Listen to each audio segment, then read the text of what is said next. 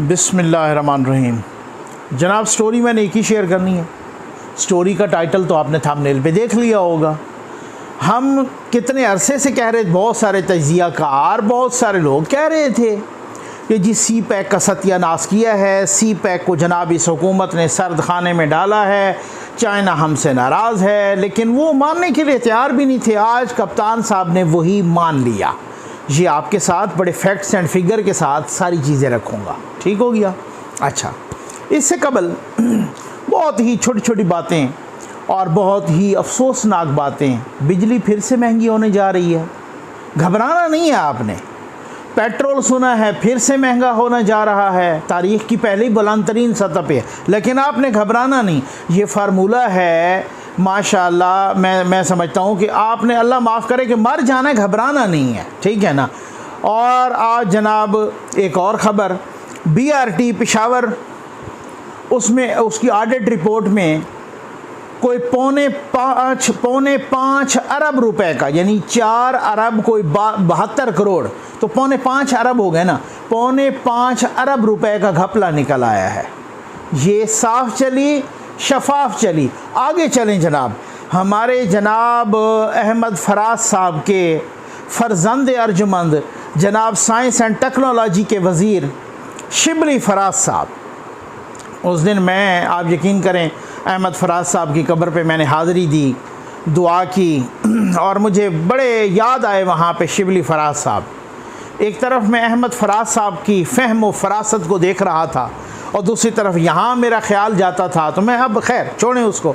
अहमद फराज साहब के फर्जंद अर्जुमंद जनाब शिबली फराज साहब ने भांग की काश्त का बाकायदा इफ्तिताह कर दिया है। जी, कहते हैं जी हम भांग से बहुत ज़्यादा कमाएंगे।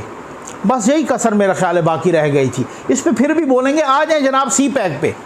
खान साहब ने आज एक तकरीब से ख़िताब करते हुए ये मान लिया कि जी सी पैक की रफ्तार हमारे हुकूमत में सुस्त रही है, ठीक हो गया।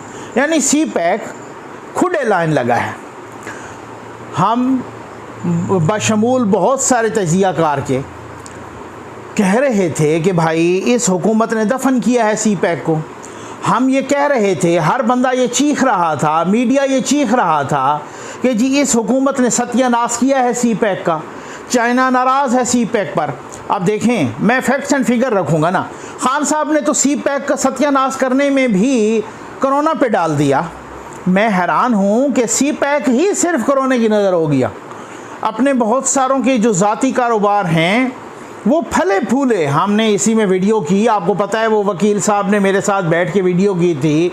खुसरो बख्तियार साहब हों, उनके भाई हों, उनका कारोबार यूँ गया खैर से कोरोना के बावजूद भी। बाकी स्कैंडल आए, सबके कारोबार यूँ गया कोरोना में। बाकी मास्क किसी ने भेजे, किसी ने दवाइयाँ स्मगल की, किसी ने बाहर से मंगवाए, वो सब अपने अपने कारोबार फले फूले। सिर्फ नज़ला गिरा सी पैक पर, ठीक है ना। और कोरोना जनाब आया और वो भी कोरोना पे डाल दिया उन्होंने। आप खुद गवाह हैं इस बात के, वो क्लिप गवाह है, वो वीडियो गवाह है शेख रशीद साहब की, कि उन्होंने कहा है चीन हमसे थोड़ा थोड़ा नाराज़ है। अब मैं हैरान हूँ कि ये थोड़े थोड़े का पैमाना कहाँ से आ गया। आप इस बात के गवाह हैं कि वो खालिद साहब जिनको बनाया गया सी पैक के लिए, जनाब आसिम सलीम बाजवा साहब, जब उनसे चाइना नाराज़ मुबैना तौर पे हुआ और उनको फारिग कर दिया गया, तो खैर से खालिद साहब को जनाब बनाया गया और खालिद साहब ने जाके पार्लियामेंट की कमेटी में ये गवाही दी कि जी बिल्कुल ऐसा ही है कि जो वो इल्तवा का शिकार हुए, चाइना हमसे नाराज़ है, ठीक हो गया ना। और उन्होंने खैर कहा कि मैं तो अब आया हूँ, वो पहले कहीं नाराज़ है, ठीक है ना। वो दासू का हमला हो या बाकी वो वाक़या हो या बाकी वो वाक़यात हों, तो चाइना हमसे नाराज़ हैं, ये बाकायदा माना गया।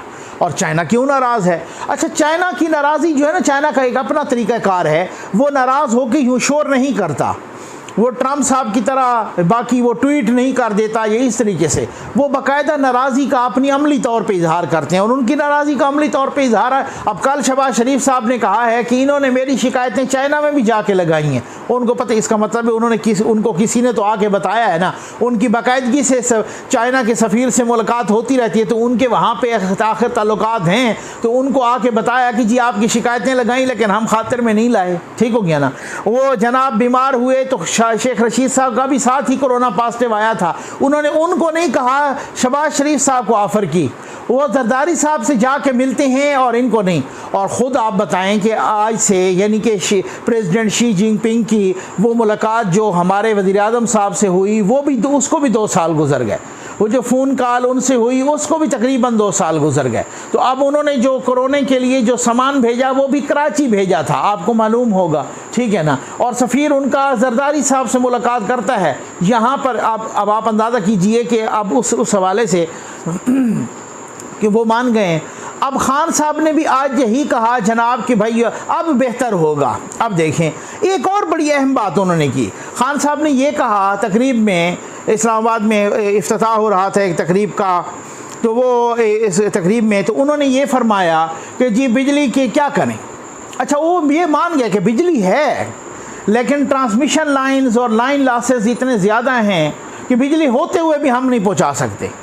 अब आप अंदाज़ा कीजिए कि जब वो बिजली बना के गया, अच्छा ये पहले वज़ीर मौसूफ़ ने भी यही फरमाया था कि ये ट्रांसमिशन लाइंस के इतने फॉल्ट्स हैं और इतनी पुरानी हो चुकी हैं ट्रांसमिशन लाइंस कि फिर वो, इसका मतलब है कि उन पे धड़ाधड़ फिर तनकीद हुई थी कि भाई अब आप ये बता दें कि अगर आप ये मान रहे हैं कि बिजली वो वाफिर मिकदार में आपको दे के गए हैं नून लीग वाले, और वाफिर उन्होंने वो कहते हैं कि जी 11,000 मेगावाट यानी सरप्लस में हम बिजली दे के गए हैं। अगर ये तो सबको पता है, लोड शेडिंग जब वो आए थे 2013 में तो लोड शेडिंग उरूज पर थी, और अब जनाब अगर उनके जाने के पर 2018 में लोड शेडिंग 0 हो गई थी, तो ऐसे ऊपर से तो नहीं उतरी थी बिजली तो उन्होंने ख़ुद बनाई और बिजली का ये प्रोजेक्ट्स लगाए और बिजली के बहुत सारे 11,000 मेगावाट्स बिजली उन्होंने ग्रिड में शामिल की।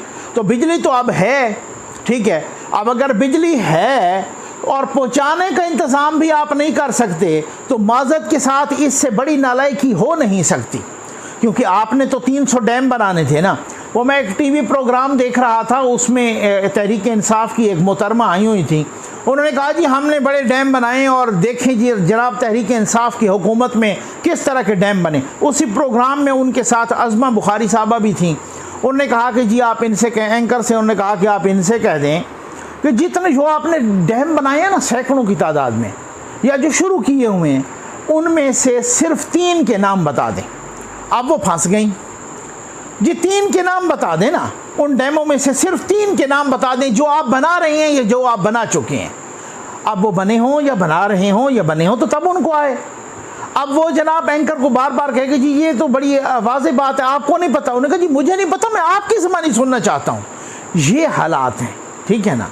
अब मैं अपने जो ओवरसीज़ पाकिस्तानीज़ हैं ना, मैं हमेशा से कहता हूँ कि मैं किसी पे कोई तंज़ नहीं करता, मैं हमेशा से कहता हूँ आप जिससे भी नज़रियाती वाबस्तगी रखें, जिससे सियासी वाबस्तगी रखें, जिस पार्टी के भी आप वोटर सपोर्टर्स हों, आपको पूरा जमहूरी हक है ये आपका, ठीक है।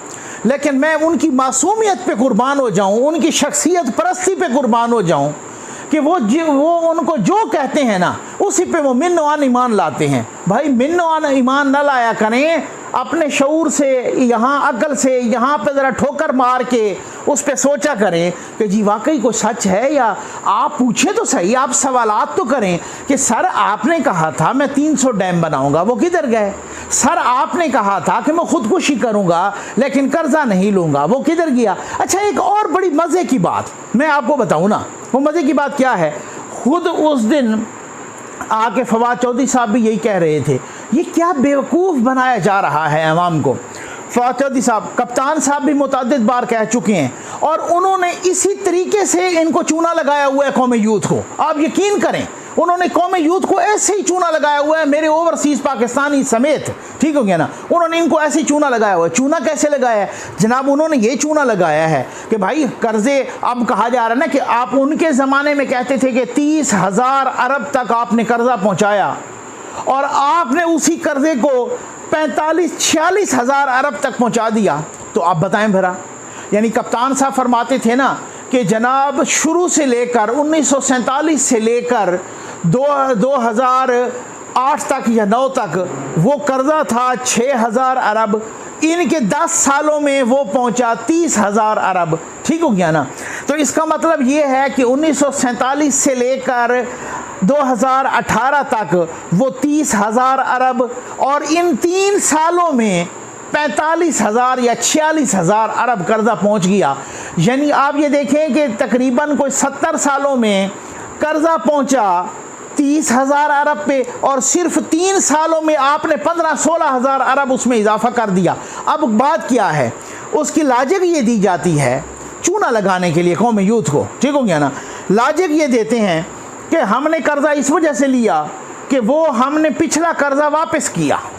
बड़ी मज़े की बात है भाई, बहुत खूबसूरत बात है, ठीक हो गया ना। अब मैं बताता हूँ आपको एक सिंपल सी, मैं आम सा बंदा हूँ, सिंपल सा, थोड़ा पढ़ा लिखा, ठीक हो गया ना। मैं एक सिंपल सी बात खुद समझता हूँ तो सिंपल सी बात आपको भी उसी तरह से समझाता हूँ। बस एक कर्जा है ना 1,000 रुपया, ठीक है ना जी। अब आपने और भी ले लिया 1,000 रुपया, वो हो गया 2,000, ठीक है ना। लेकिन अगर आपने और 1,000 रुपया लिया और 500 रुपया पिछला वापस कर दिया तो फिर टोटल कर्जा कितना होना चाहिए? 1,500 होना चाहिए ना, ठीक हो गया ना, क्योंकि आपने 500 तो पिछला वापस कर दिया ना। देखिए भाई मैं आपको फिर समझा देता हूँ, 1,000 रुपया टोटल कर्जा था, ठीक है। आप आए या मैं आया, ठीक है ना, मैंने 1,000 रुपया और कर्जा ले लिया, तो ये टोटल कितना बन गया? 2,000। अच्छा, मुझ पे तनकीद हुई कि यार देखो इतने सारे सालों में 1,000 रुपया कर्जा, तो आपने आके एक ही 2 साल में या 3 साल में 1,000 और ले लिया, तो आपने 2,000 कर दिया। नालायकी तो देखो अपनी। अब मैंने कहा कि भाई मैंने पिछले कर्जे वापस किए हैं, इस वजह से मैंने वापस किया। वो कोई मुझसे पूछे कि अगर आपने पिछले कर्जे वापस किए हैं तो कर्जा तो 2,000 नहीं होना चाहिए था, अगर उसमें से 500 वापस किया तो 500 तो कट जाना चाहिए, फिर टोटल कर्जा तो 1,500 होना चाहिए। अब आपने जो कर्जा लिया और पिछले भी वापस किए माशाअल्लाह, ठीक है ना, तो टोटल कर्जे में से टोटल कर्जा तो घटना चाहिए ना, बढ़ना तो नहीं चाहिए, क्योंकि आप तो वापस कर रहे हैं कर्जा, ठीक है ना। असल मसला ये है, ये कर्जा नहीं वापस कर रहे, ये सूद वापस कर रहे हैं। सूद वो भी वापस करते रहे, जो मुशर्रफ साहब के ज़माने का लिया हुआ कर्जा वो पीपल्स पार्टी वापस करती रही, जो पीपल्स पार्टी के ज़माने का लिया हुआ कर्जा वो उसी तरीके से उसकी सूद और किस्तें नून लीग वापस करती रही, जो नून लीग और पीपल्स पार्टी या मुशर्रफ साहब के ज़माने का लिया कर्जा वो पीटीआई उसी फार्मूले के तहत वापस कर रही है। फार्मूला IMF ने बनाना है, वो किसी का रिश्तेदार नहीं लगता कि मुशर्रफ साहब वाला कर्जा उसने पीपल्स पार्टी को माफ़ कर दिया हो, या पीपल्स पार्टी या मुशर्रफ साहब वाला कर्जा उन्होंने नून लीग को माफ़ कर दिया। अब इसी तरीके से कोई चौथा आएगा, चौथा पांचवा, इसके बाद तो इन वाले कर्जे वो भी उसी तरह से सूद के साथ वापस करेगा और इंस्टॉलमेंट इसी तरह से देगा। इसमें नई कौन सी बात है? यहाँ पे ये चूना लगाया जा रहा है कि उन्होंने कर्जा लिया, हम उनका वापस कर रहे हैं। भाई अगर आप उन वाला कर्जा वापस करते तो वो कर्जा तो घट के नीचे आ जाता, वो तो कम हो जाता। कर्जा ऊपर चढ़ रहा है तो आप वापस क्या कर रहे हैं? वापस तो आप वही सूद वाली किस्तें वापस कर रहे हैं। कौन सा कर्जा आप वापस कर रहे हैं कि आपने, बात तो सिंपल सी है ना, 30,000 अरब उन तक कर्जा था 2018 तक, आपने ऊपर लिया 15-16 हज़ार अरब, वो 45-46 हज़ार अरब। अब अगर आपने उनका कर्जा वापस किया होता तो अगर 5,000 अरब भी वापस किया होता तो वो 25,000 अरब।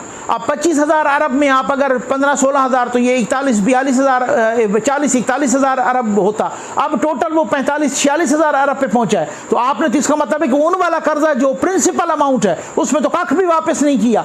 ये चूना लगाने के माहिर हैं सिर्फ, ठीक हो गया ना। मैं कहता हूँ माज़रत के साथ ये चूना लगाने के माहिर हैं।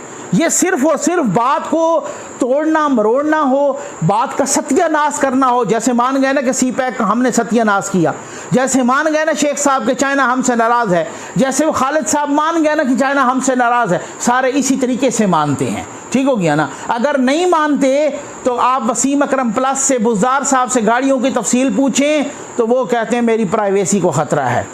आप अगर नैब वालों से पूछें कि अपने असासे बताओ तो वो कहते हैं कि हमारी सिक्योरिटी को ख़तरा है। आप अगर कप्तान से पूछें कि जो कीमती तोहफे बाहर से मिले हैं उनकी तफसील बताओ तो वो कहते हैं मुल्क की वक़ार को ख़तरा है। अब किसको ख़तरा है ये आप फैसला करें। उम्मीद है आपको वीडियो पसंद आई होगी। आपका बहुत बहुत शुक्रिया।